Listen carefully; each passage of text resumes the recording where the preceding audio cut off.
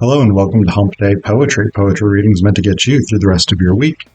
So in this video, I'm going to be reading Blue Collar Wallah, which I suspect is supposed to be pronounced Blue Collar Wallah, by contemporary British poet John Cooper Clarke.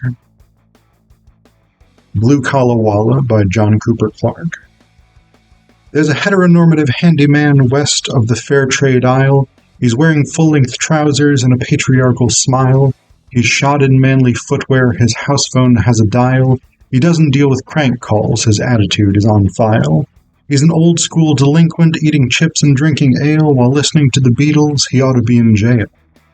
His obstinate resistance to every social fad keeps him at a distance, but his influence is bad. He could be the plumber, the mechanic, or your dad, smoking his way to an early grave. When he gets there, we'll be sad. He's an old-school delinquent with a Cotswold whale tail. He built the world we live in. He ought to be in jail.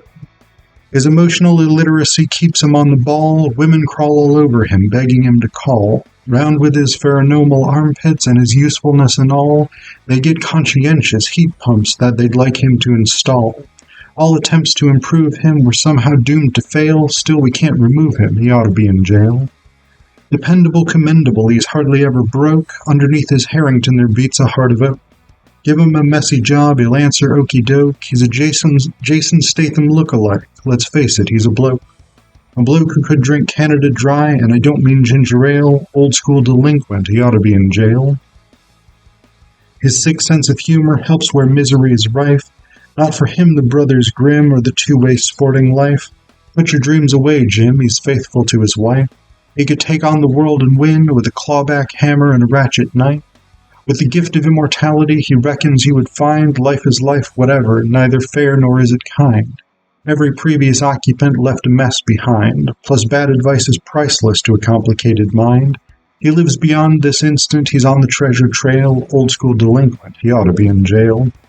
He's always up for a nice cup of tea, but he'd rather have a beer. He tried that marijuana once, but it just made everything weird.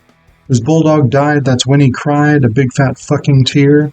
We'll die if we have to DIY, and he could be dead next year. He's a 2-meat and 1-veg guy, potatoes never kale. We can't afford to let him die. He ought to be in jail.